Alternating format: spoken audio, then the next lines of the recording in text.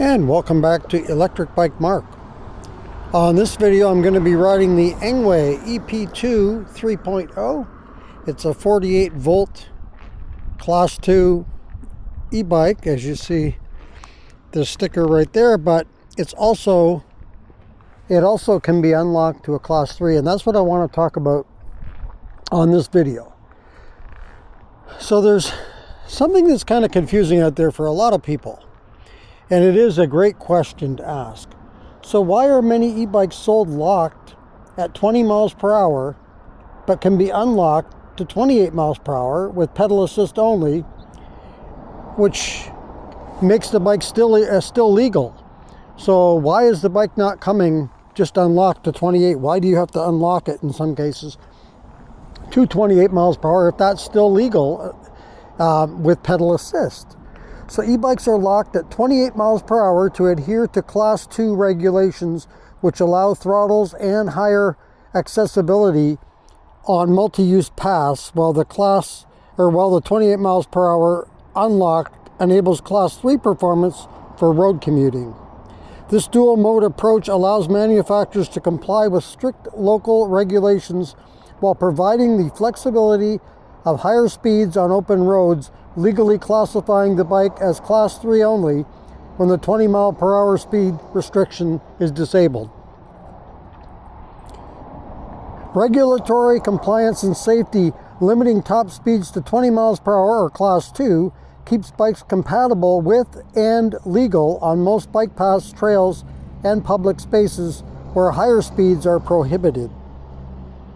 A Class 3 e-bike or speed pedelec must have a top speed of 28 miles per hour, be pedal assist only, no throttle above 20 miles per hour, and often requires a speedometer. Unlocking is often simply a software setting that changes the vehicle classification. Manufacturers sell bikes at 28 miles per hour to reduce liability, ensuring they meet the strictest local requirements out of the box, even if the bike's hardware is capable of more. Versatility, this allows riders to use lower speeds for crowded areas and higher speeds, 28 miles per hour, on open roads or when commuting, acting within the legal definitions of Class 3. So this doesn't apply to all states, but most, because California is different, and I'm not going to get into all of that. This is more about why bikes are locked beyond like over 20 miles per hour up to 28. So let's get on and talk a little bit about this. And it is a weird situation in my opinion, because first of all, a particular speed limit is a speed limit. In my eyes, I don't care if you're pedaling, throttling, or whatever. If the bike is going to have a speed limit, maximum speed limit of Class 3 in most states, 28 miles per hour, in my eyes, it doesn't matter how you're getting to that speed. My thing would be, are you exceeding that speed? If you're not exceeding that speed, then personally, I don't think it's a problem. Not all of you out there will agree with that, but there's many people out there that are in my side on this too. If you're going to make a flat speed of whatever, then make that the speed, regardless of how you're getting to that speed.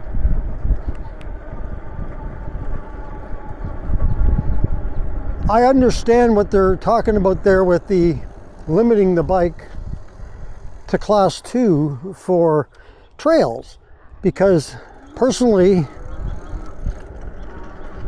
I don't see how you can get up to 28 miles per hour anyway on a trail. Most trails that I've gone on are either narrow, or they're narrow and occupied by many people.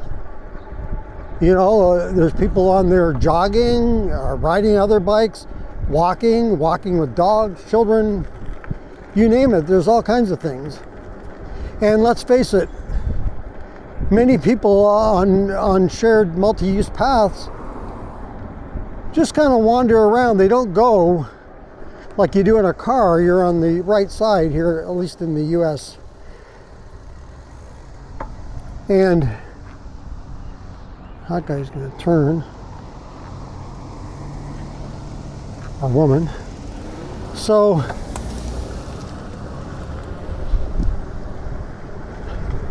I don't think you have to make the bike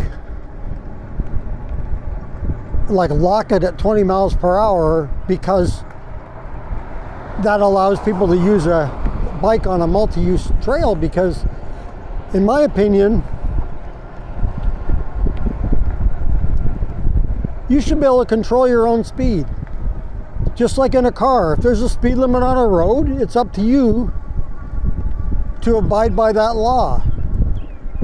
If there's a speed limit on trails, which there is, on the trails that I've gone on are usually like 50, sometimes they're not marked. If they're not marked, I usually just assume 15 miles per hour. And that's a fine speed. I have no problem with 15 miles per hour on a trail. That's plenty fast enough. And then there are times when there's limit of 12 or even 10. I have seen that. And that's usually just in more crowded areas. But why do you have to lock the bike? Like, why can't we just leave it unlocked, but just go to whatever speed we're allowed to go and control the bike, you know, to whatever speed we have to be at, you know, like leave it up to us. I guess they don't, I guess the problem is today, people, like, people can't trust other people, I guess.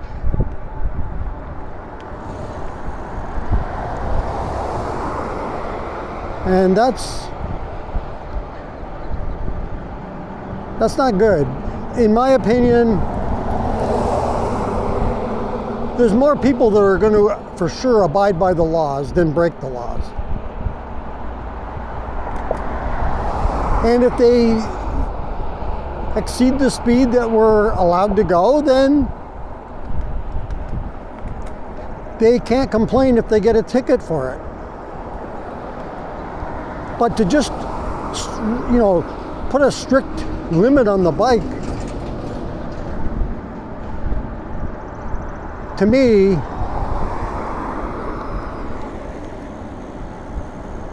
is crazy. If the person can't abide by the speed limit that's given on a particular road or trail, then shame on them. They should pay the consequences. But that's my opinion, and let me know what your thoughts are on this.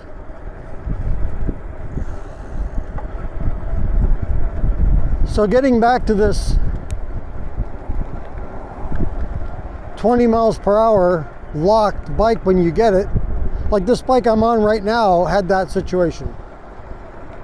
I'm on the ENGWE EP2 3.0 folding e-bike, and it came locked at 20 miles per hour, but you can unlock it to 28.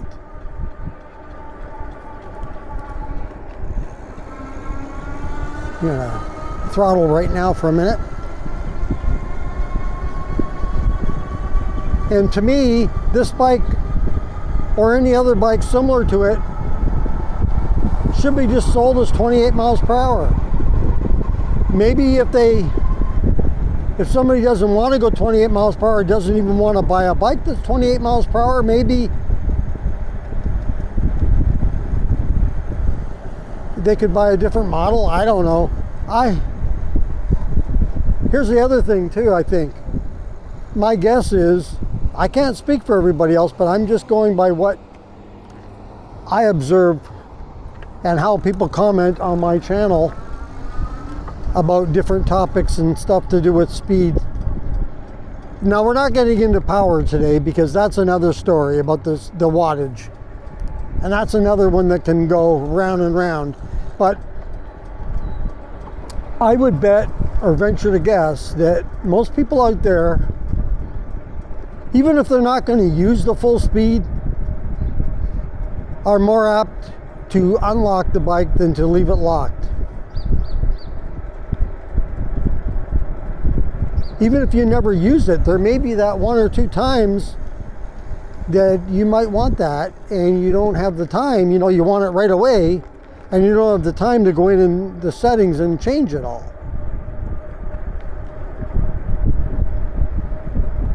Yeah, especially if it's keeping it still legal at 28, pedal assist to 28, then, you know, why even lock it in the first place? And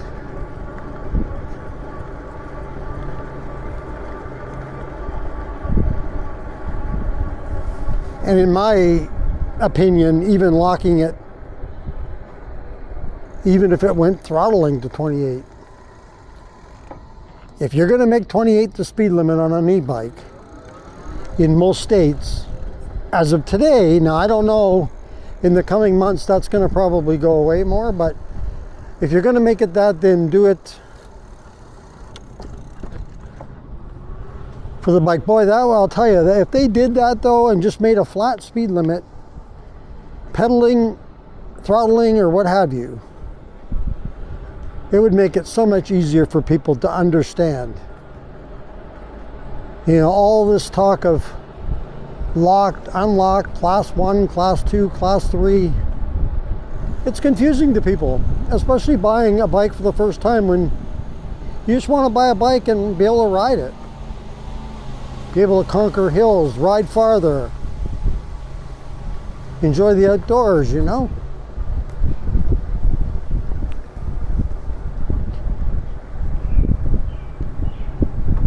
I've said this many times, I'm going to say again here on this video because it definitely fits in this video. I think we're going to get to a situation, now California's got the 16 mile per hour thing going, and New York City has the 15 miles per hour. Let's hope it doesn't go to that, but I can see a situation coming where they limit bikes, all bikes, to 20 miles per hour. And the 28 goes away. I can see that happening, but I'm also afraid that they're going to take throttles away from e-bikes. And I definitely don't want to see that, because the throttle is kind of like a crutch for people, even if you don't throttle on your rides. The throttle is this guy going to go or sit there? Because I want to go. The throttle is good for just like I just did now. I'm pedaling, as you can see here, but the throttle is great for starting you off, especially with these heavier electric bikes.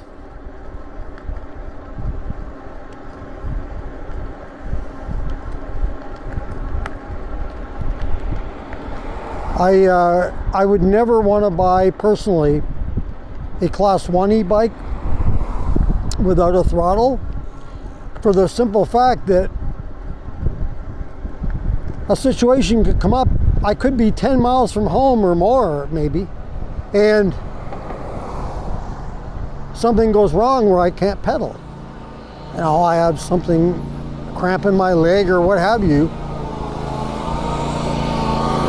I like to have the ability to still get home with a throttle. So I would never buy a class 1, I would at least buy a class 2. I would always want to have a throttle just in case that one time you may need it.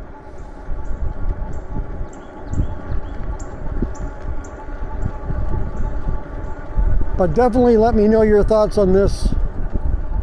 Do you think it's a little bit like I do, like kind of silly that you buy a bike that's a class 2, unlocked, it can be class 3, still legal, pedal assist only, beyond 20 to 28, but the bike comes locked and you got to unlock it.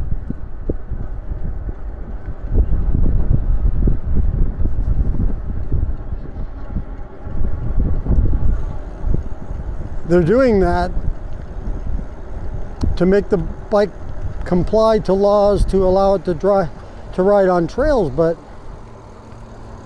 That's why the whole class levels, in my opinion, is not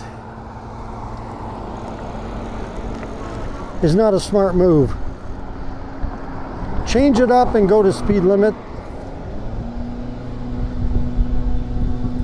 That guy right there was doing something that you're not supposed to do. I know he's on a traditional bike, but you're not allowed to ride on the sidewalks. That's illegal, at least here in the state of Tennessee. Anyway,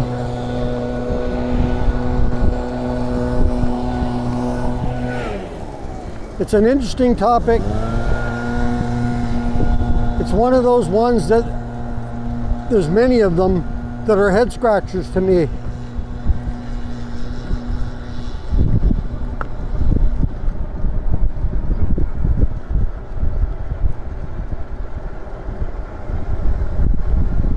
But definitely let me know your thoughts. Okay, here's the other question too to ask. If you buy a bike, an e-bike, and it's class 2, like this one, 20 miles per hour, but can be unlocked to 28, still legal, or legal or not, if you can still unlock it to 28, what do you do? Do you leave the bike locked at 28, or do you unlock it? Even if you're not going to use that 28, do you unlock it anyway? Just, you know, if there's the occasional time you do go on the road. I mean, I guess you can just go in there and lock it back and forth every time you go to a trail.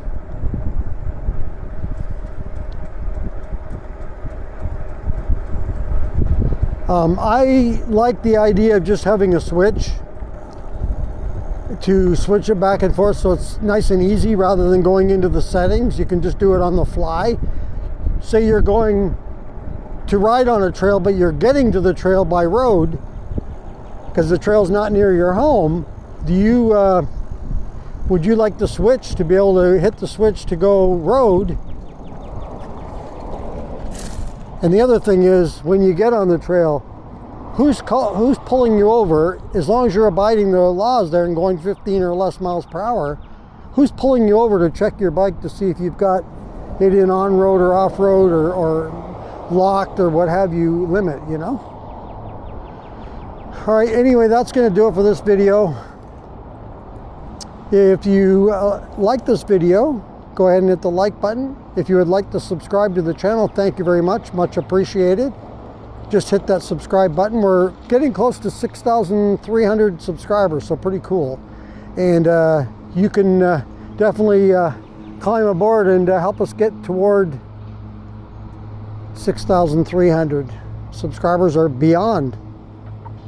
And if you want to be notified as to when the next video comes up on the channel, just hit that notification bell. And also, if you want to leave a comment on this video or any others that you've seen on the channel, go ahead and leave that in the comments below. Once again, thank you for joining me today on Electric Bike Mark. And until next time, be safe everyone, and keep your wheels on the road. See you later.